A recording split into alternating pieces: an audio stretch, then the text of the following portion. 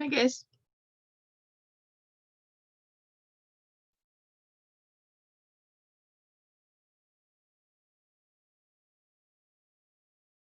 How you guys doing this morning? It's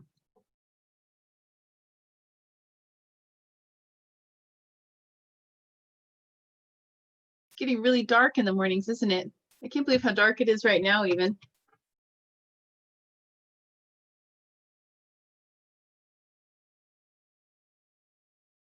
Yeah, it's definitely getting cold too.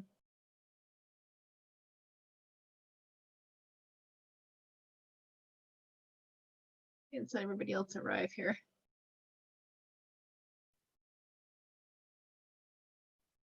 All right, just a quick side note. I am currently grading the exams. Takes a lot longer for some reason to do it digitally because everything's like on the screen and I have to use certain software. So hopefully I'll have those up, in the next couple of days. I'll be able to do that. Once I have all the exams graded and posted, I'm gonna also post the solution sets for them too, so you guys can check your answers against the solutions and see, like where you went wrong or how things went and whatever. The exam, as you noticed, was similar to previous midterm exams in terms of like content and like what we covered and the sort of the difficulty level of the questions. Also, I tried to make it consistent too with final exams in this class so that when you guys get to final exam, you're prepared for the final exam. So definitely, once I post the solutions, take a look and prepare yourself for the, use it to prepare yourself for the final exam, because all this stuff, our final is cumulative. So keep that in mind. This week, we are doing chapter 2.9. We're going to do that today. And we'll do Appendix A. We're going to do Appendix A on Wednesday. Our quiz on Thursday will be on chapter 2.9 only. So the homework that's due on Thursday is just 2.9. So it's kind of a light week compared to where we've been in the past. And then let's see what else. Yeah, so the quiz will also just be on 2.9. Appendix A homework will be due next week. And that'll also be included in the quiz next week as well. So keep that in mind, things that are coming down the pipeline. We do have a quiz this Thursday, but it's just 2.9. Okay, so we are going to start covering 2.9 today. So let's go ahead and start taking a look at that. Good. All right, so chapter 2.9 is our inverse trig functions. Okay, so our inverse trig functions on chapter 2.9. We are going to start off with talking about sine and cosine. We're going to talk about do some review on what these graphs look like, domain and range, and then we'll go into derivatives. Okay, I'm going to derive some of the derivatives so you can see where these are coming from, and then some of them I'm not. I'm just going to give them to you, but I'm going to try to derive some of the important ones. All right, excuse me. So let's talk about first y equals sine of x. Okay, so when I go to draw out my sine of x function,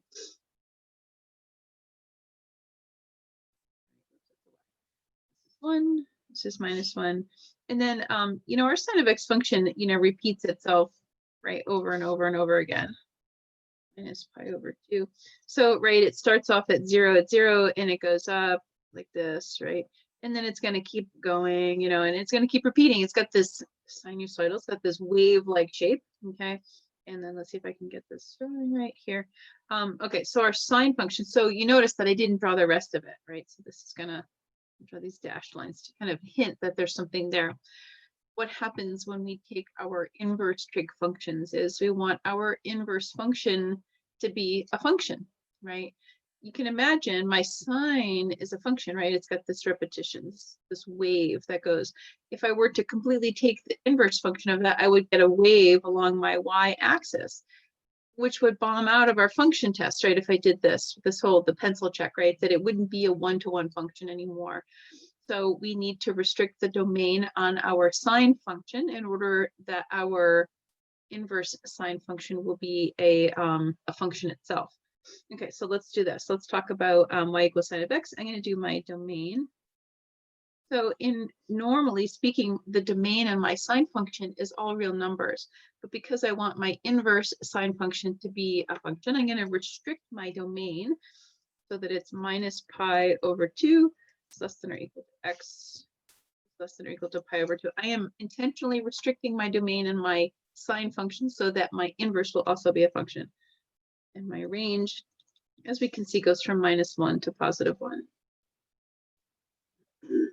Okay, so now remember, with our inverse functions, there's a symmetry across the line y equals x. Okay, so there's just going to keep that in mind when we go to draw this out. So I'm going to I'll draw it out off to the side so we can visualize it a little bit better. So this is going to be our y equals inverse sine of x function right here. Okay, and then this is going to go pi over 2. So this is 1. This is minus pi over 2, and then here's 1. Pi over 2 is like 1.5 roughly, right? So this isn't too much to scale, a little bit. And this is going to go out to pi. I'm sorry, this is going to go to +1, and this is going to go to -1.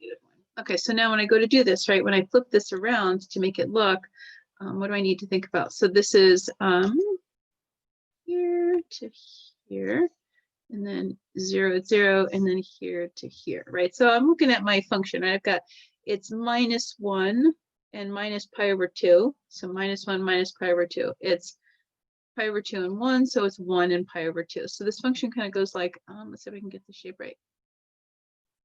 Okay, so here's my inverse sine function. Okay, so we switch our domain and our range. So my domain on here is now -1 is less than or equal to x, which is less than or equal to 1.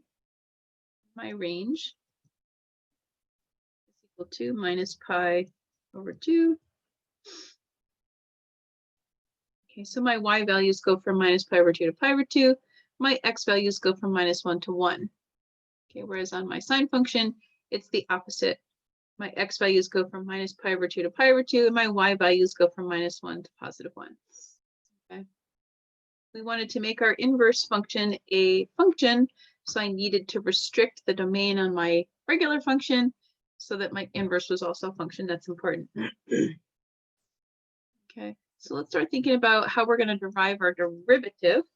Okay, so let's do this. I'm going to say y equals sine of x. Now, when I take the inverse, you take inverse, right? I have to switch this. I'm not spelling it very well. Inverse. I have to switch my x and y and then solve for y. So I switch my x and y. I'm going to get x equals the sine of y. Remember that, because we're going to use this x equals the sine of y repeatedly when we come up with our derivative. So x equals sine of y. But now when I go to solve for the inverse, what I do is I take the inverse sine of each side. So then I'm going to get inverse sine of x equals y. So that's how we come up with our inverse sine function, where it comes from. Okay, but here we're going to manipulate this one here. All right, so now from this equation, I'm going to take the derivative of both sides with respect to x.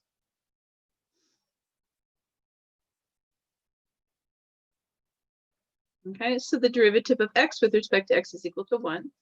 Derivative of sine of y with respect to x is equal to cosine of y times dy dx.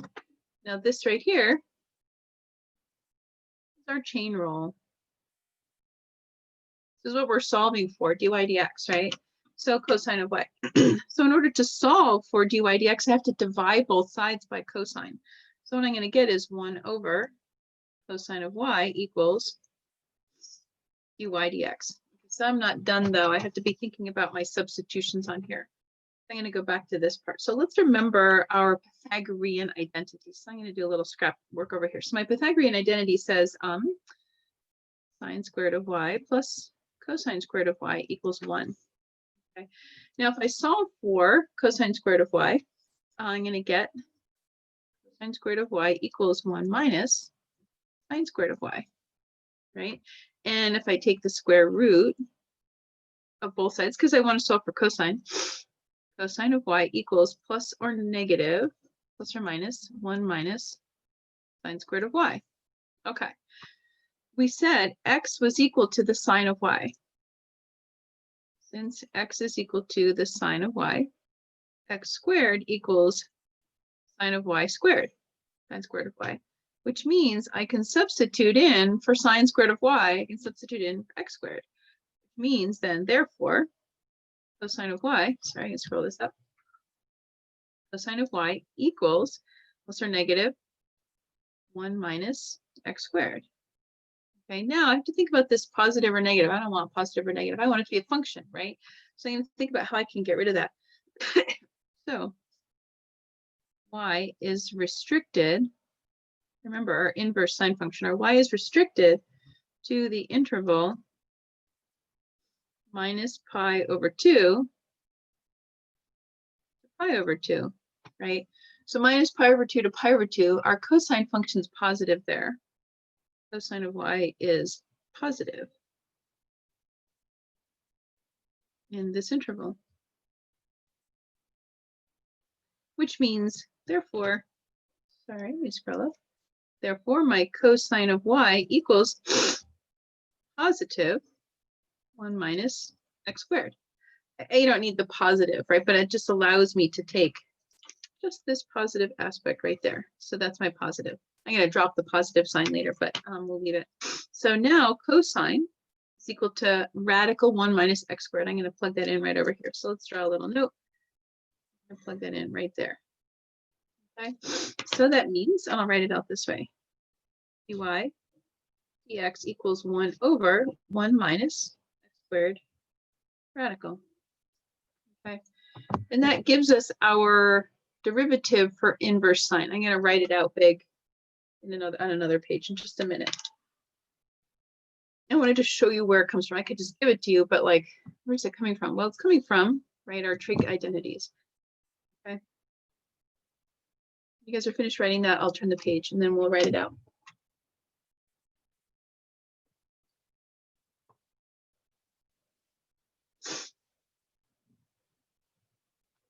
You guys all set with that?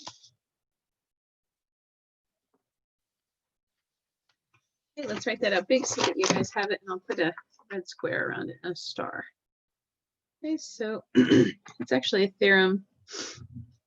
So the derivative dy dx dx of our inverse sine of x equals 1 over 1 minus x squared. Okay, remember how we had our x was between -1 and +1, we included it, right? But look, it's in the denominator now, so I have to restrict it. So I have to say -1 is less than x less than 1. I can't include it anymore because otherwise I'll get a divide by 0 error. So this is important, so I'm going to put a bracket around it. And a little star. Why are these important? Well, it's important because we need to know what the derivatives are and how we actually get there. But it's also important because next semester, when you get to Calc 2, you're going to be asked to integrate this function. And you need to be able to recognize that what you're dealing with is an inverse trig function. Okay, so you want to be able to recognize that it's a derivative. So you don't have to do something weird. Because if I were just to integrate this without knowing it's a trig, I'm going to have a hard time doing it. But I recognize it as trig because we're learning it right now.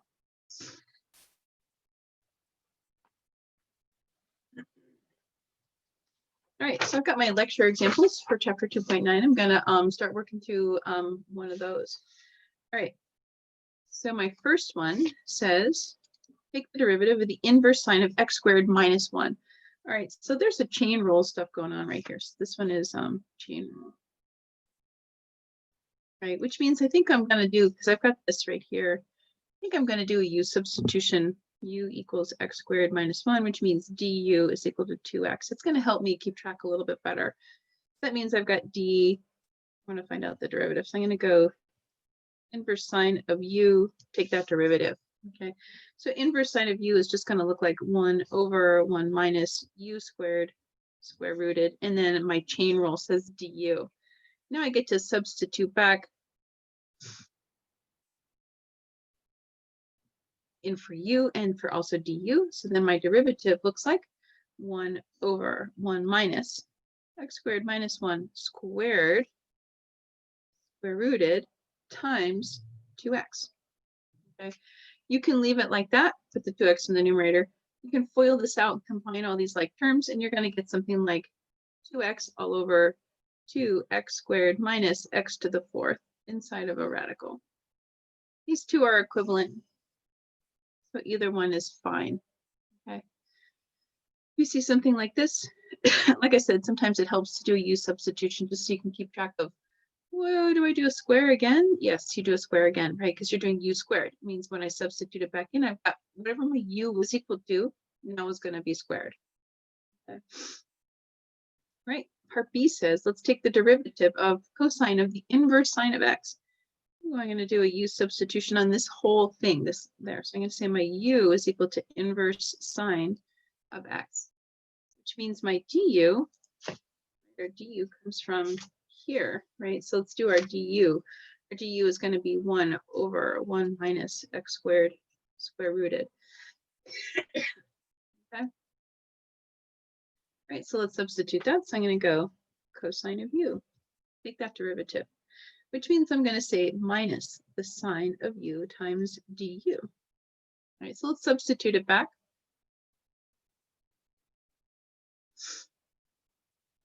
Right, so it's going to be minus the sine of inverse sine of x times du, 1 over 1 minus x squared square rooted.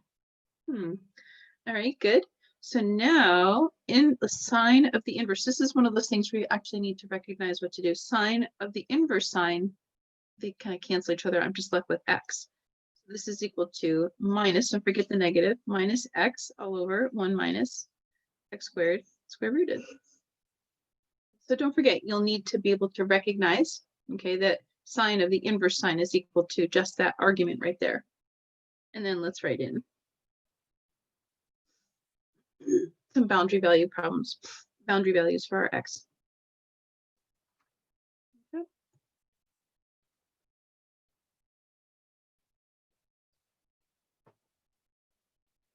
Okay, I'll let you guys finish writing those out, and then we'll talk about cosine.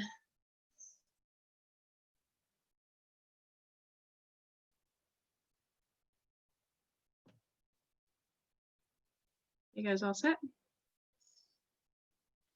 All right.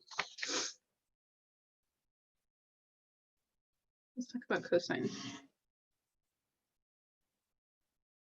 Again, we want to be thinking about how I can restrict my cosine function so that when I take the inverse, I'm dealing with the function itself. So let's talk about y equals cosine of x.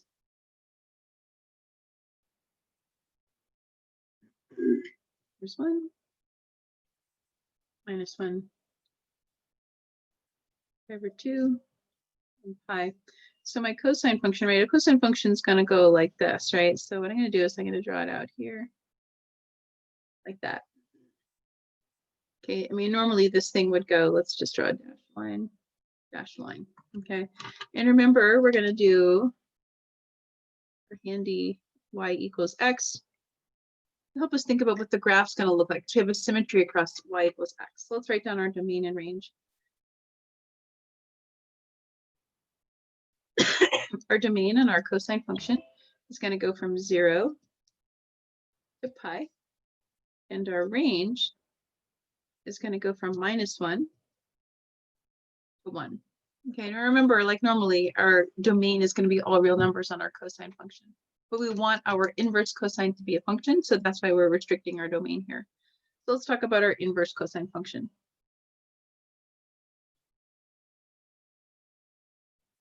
And what does that look like? So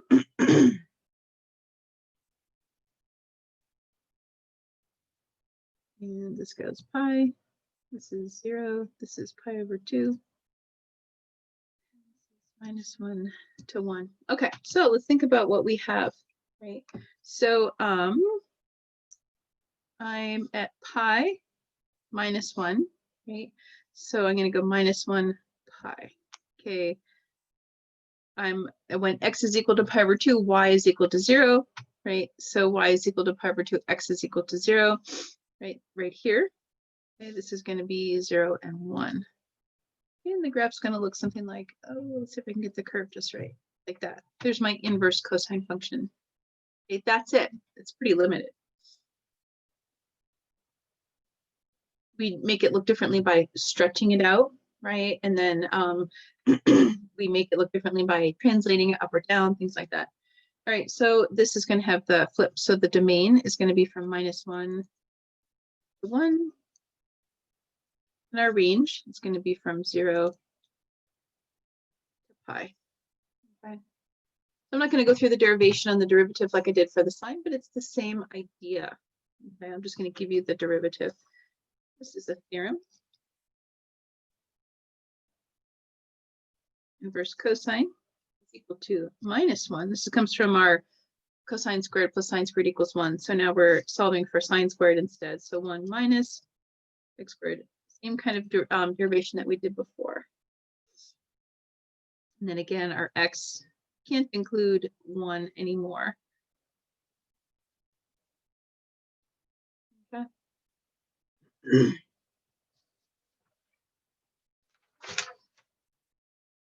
There.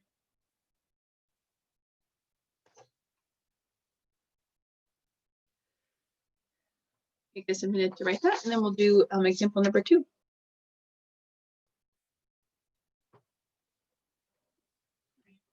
How about that?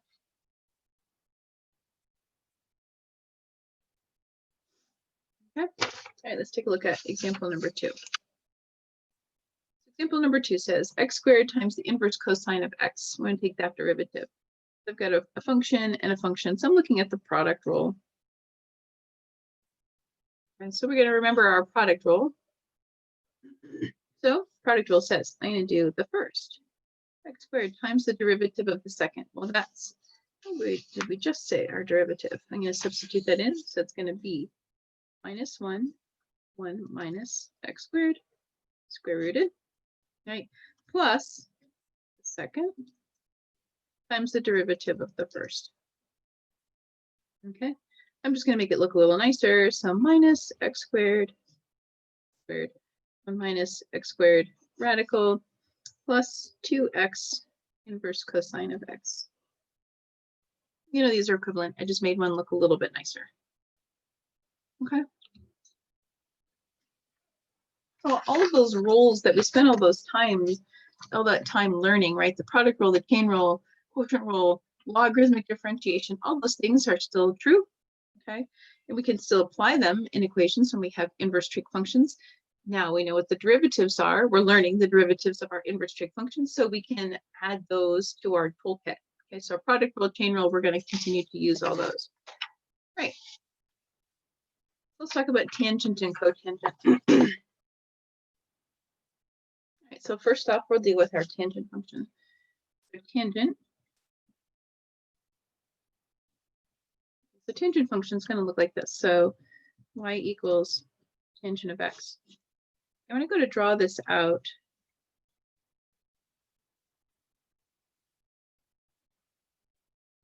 okay, so normally, right, our tangent function, we've got these asymptotes at repeats of pi over 2. Okay, and then our tangent function, you know, kind of looks like this. I'm just going to try to draw it out like that.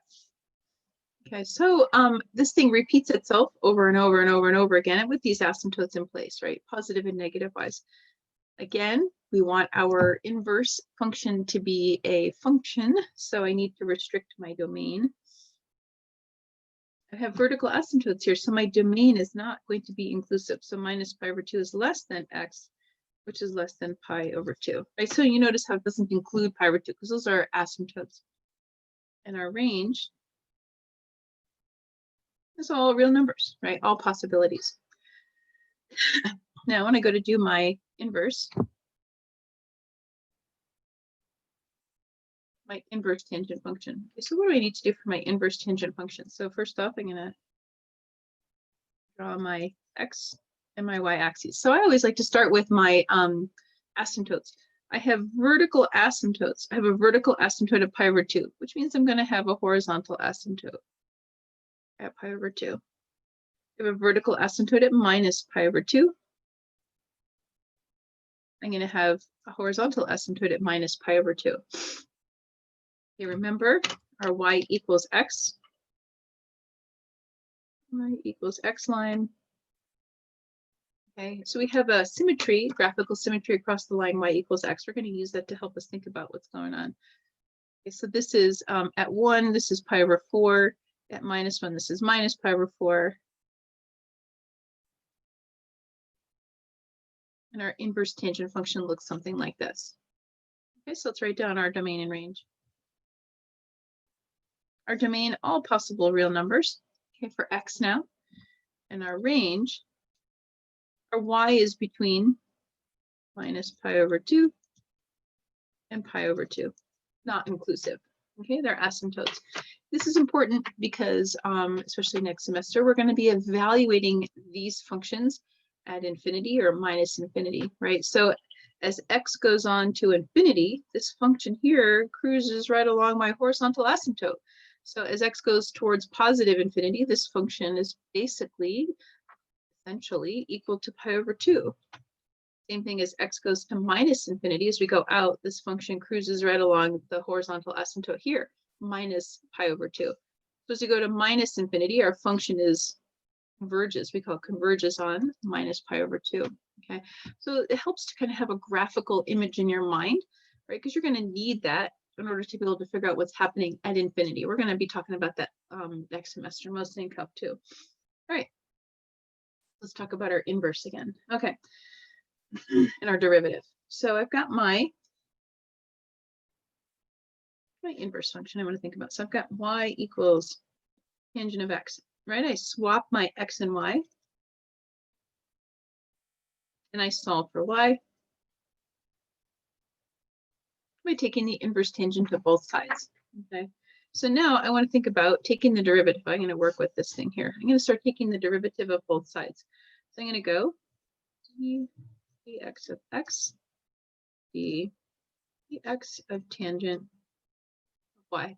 Okay, so this is, right, when I take the derivative of x with respect to x, I get 1. When I take the derivative of my tangent of y, I get secant squared of y times dy dx. This is my chain rule, dy dx. Put a little block around that, just to remind us. This is what we're solving for, okay? Like we did in the others with the sine function, let's remember our trig identity, Pythagorean identity. Right, so the Pythagorean identity said 1 plus tangent squared of y equals secant squared of y. You can see where this is going, right? So now, if I remember, if I said x is equal to the tangent of y, x squared equals tangent squared of y. And that means I can substitute this whole thing with x squared, which is nice because that means now my function is going to be in terms of x instead of in terms of y. All right, so I'm going to substitute that in. So I'm going to say 1 plus x squared equals secant squared of y.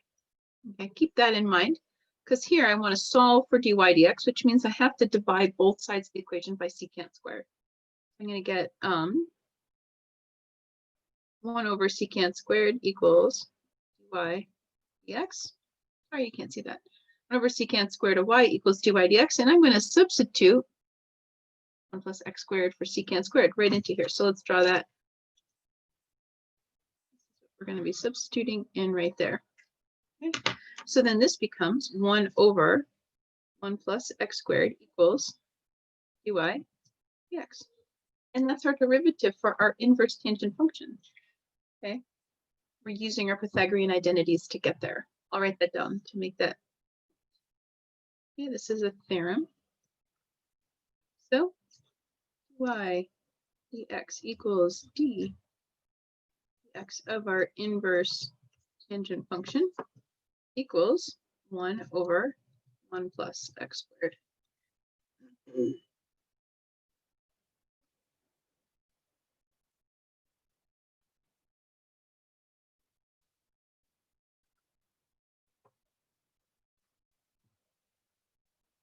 I'll let you guys finish writing that down before I talk about the cotangent.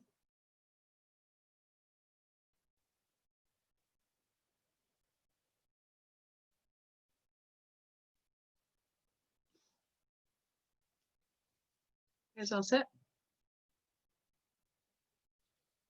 Talk about cotangent briefly. We're not going to go into the big derivation like we did with tangent, but let's draw it out.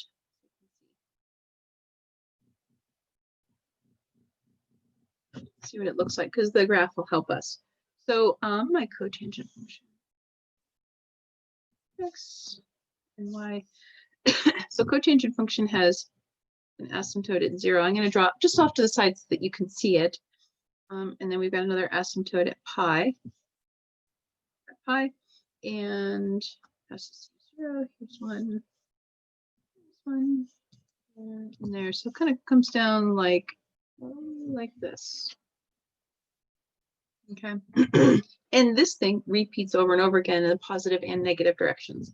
Okay, so let's remember our domain. I'm restricting the domain so that my inverse will be a function. So my domain is going to be between 0 and pi, right? You notice how I didn't include and do it less than or equal to, right? Because those are asymptotes there.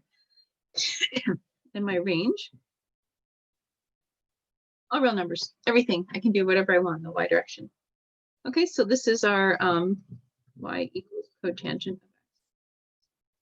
Okay, let's do inverse cotangent and see what that looks like.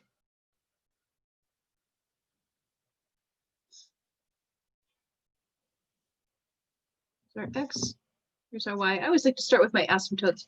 So I have an asymptote at y equals 0, which means I now have an asymptote, a horizontal asymptote at x equals 0. I have a vertical asymptote, right, at pi, which means I now have a horizontal asymptote at pi. Right, and now the graph, it still passes through. So this here, pi over 2, pi over 2. Okay, so I just basically remember our y equals x line. And then this function goes like this. Not drawing it very well, but it looks like that. A little smoother than that. But this is important too. So as x cruises towards positive infinity, the inverse cotangent, the inverse cotangent function heads towards 0, converges at 0. As x goes to minus infinity, our function converges at pi. And it's going to be important because we need to be able to visualize that, right? So when we're looking at problems, right, far out, like when x gets out to infinity or minus infinity, what's our function converging towards? Let's write our domain and range again. So our domain is all real numbers, and our range, not inclusive, goes from 0 to pi. And I'm just going to give you the derivative. The derivation for the derivative is just like it is for the tangent, only now we're solving for cotangent. So this is the theorem. We look at dy dx plus dx of our inverse cotangent function is going to equal to minus 1 plus x squared. Okay. I don't have to worry about divide by 0 problems because my x is positive. I mean, it's being squared, so it's always going to be positive. Did you guys finish writing that? When you're done, let's take out our example sheet, our lecture example sheet. We're going to do example 3. Scroll this up. So example 3 says, evaluate our derivative at 2 radical 3 when our function is equal to x times inverse tangent. So let's say I've got a function times a function, so I've got a product rule. I have x over 2, so 1/2 times x, which is our also chain rule. I have to keep that in mind. I'll have a chain rule and I'll need to process. Okay, so f prime of x. Let's do our derivative first, and then we'll substitute in a value for x. So product rule says the derivative of the first times the second. Inverse tangent of, I'll write it like this. Yep. Would you mind zooming out? Because I can only see like a small portion of the screen. Never mind. It was my problem. Sorry. Okay, all right. I'm like, it looks okay on my screen, but you never know how these things translate. Okay, so product rule, we're going to take the derivative of the first times the second plus the first times the derivative of the second. Remember, it's product rule, so it doesn't matter if I take the derivative of the first. Okay, so I'm going to go first times this now. Now, derivative of this, be careful. This is, you can think of this as, that's a cotangent, but we can think of this as 1 over 1 plus u squared, where my u is equal to 1/2 x. So remember, we have to do substitution here, right? So I'm going to go 1 over 1 plus x over 2 squared. And now my chain rule says take the derivative of what's inside, which is equal to 1/2. So this is equal to x squared over 4. If I combine, right, 1 plus x squared over 4, okay, get like into a common and I divide by fraction, and now I'm dealing with the 1/2. Okay, so this thing ends up looking like, excuse me, inverse tangent of x over 2 plus, this is going to look like 2x all over 4 plus x squared. I did some algebra. This is my derivative here. Now I'm going to substitute, right? This is, we're going to evaluate our derivative at the point x equals 2 radical 3. So I'm going to substitute everywhere I see an, oops. Everywhere I see an x, I'm going to plug in 2 radical 3 and see what I get. So inverse tangent of 2 radical 3 all over 2 plus 2 times 2 radical 3, 4 plus 2 radical 3. Remember, this is quantity squared. Okay. So inverse tangent of radical 3, this is one of our special right triangles. You have to remember, this is actually equal to pi over 3, right? So I can clean this up. So this whole thing is equal to pi over 3 plus radical 3 over 4. I'm okay if you leave it as this, right? And then you simplify, you want to simplify this into radical 3 over 4, right? I can't guarantee though, when we get to the final exam, if the final exam is graded in a common manner, which is how we normally do it in person, there may be some people who grade it who say you should know that the inverse tangent of radical 3 is pi over 3, which is like saying the tangent of pi over 3 is equal to radical 3. Okay, so you should be willing to be able to evaluate this. Okay, because I can't guarantee when you get to I can't guarantee that when you get to the final exam, someone's not going to be, you know, strict about it. So kind of be alert about those trig functions. Okay. Let you guys finish writing that, and then we'll talk about secant and cosecant.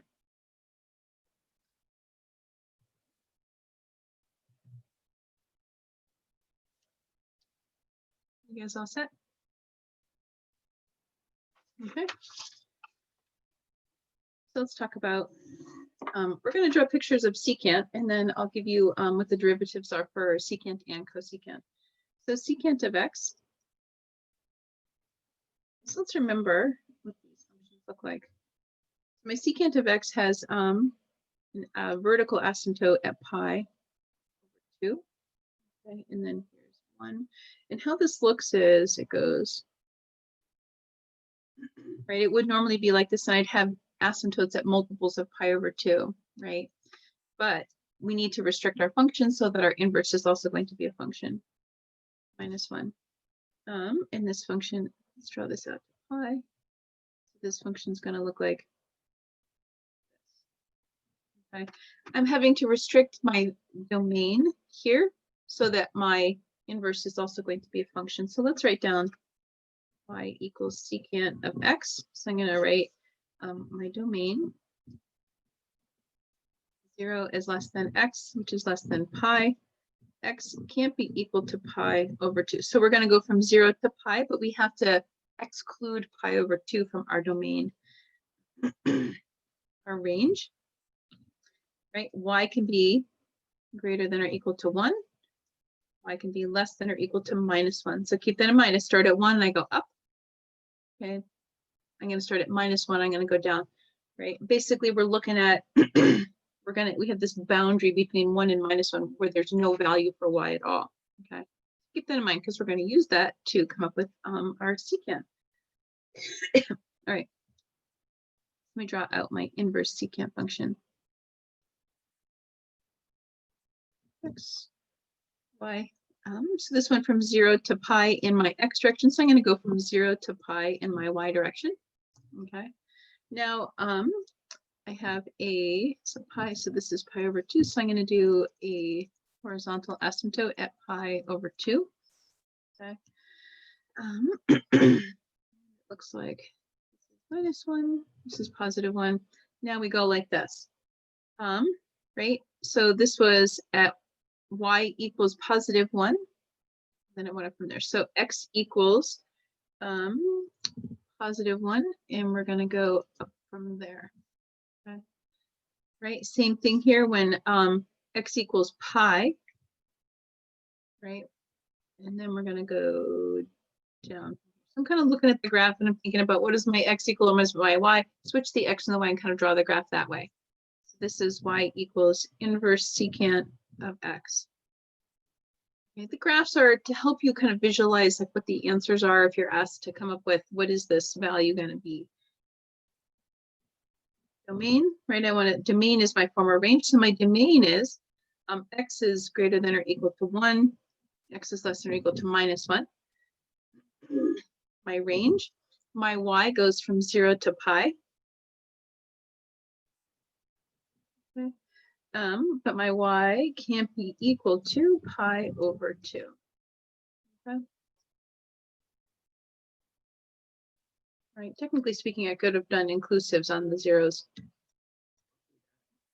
Where am I? Here to here. Okay. Whew. All right, so let's talk about, without going into too much ado about what our derivatives are. I'm not going to derive them like I did the other ones. So my derivative of my inverse secant is going to be 1 over absolute value of x times radical x squared minus 1.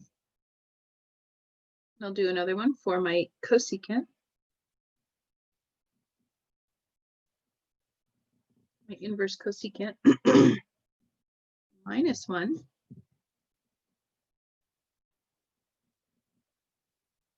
Okay. And in all of these, my absolute value of x is greater than 1. And then let's do this. Put a block around it. Okay, so my derivative of my inverse secant, 1 over absolute value of x times radical x squared minus 1.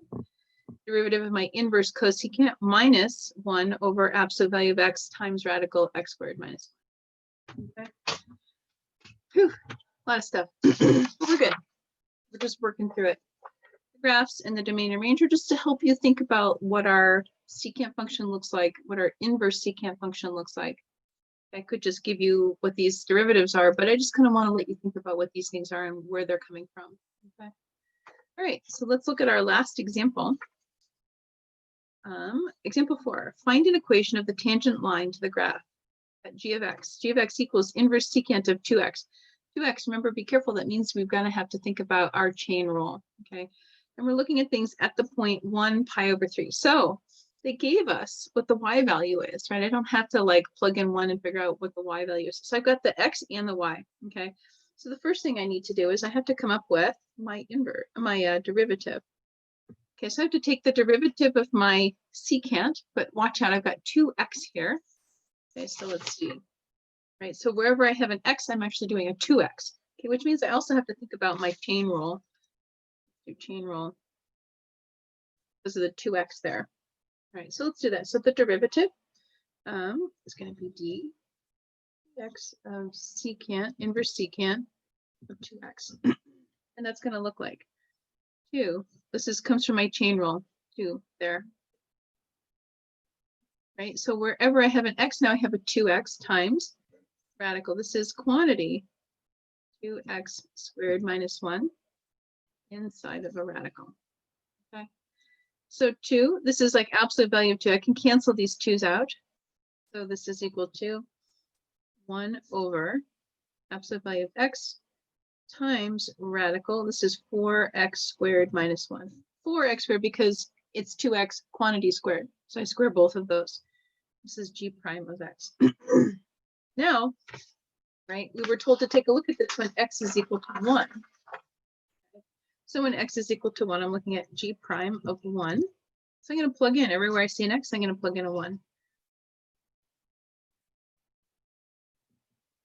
Right, so 4 times 1 squared, 4 minus 1 is 3 inside of a radical. So this is 1 over a radical 3. Okay, so that's the slope of our tangent line of the function G of x equals the secant, inverse secant of 2x at point 1 pi over 3. Okay, which means I get to put that into a point slope form equation. So then the equation, tangent line. Now be careful, this tangent means this is our straight line, this is our slope line. Okay, we call it tangent because it's touching that curve, g of x, at only one spot, not our tangent function. Okay, so the equation of the tangent line is y minus pi over 3 equals our slope, 1 over radical 3. Don't worry about rationalizing it, x minus 1. And that's what we were asked to come up with. Okay.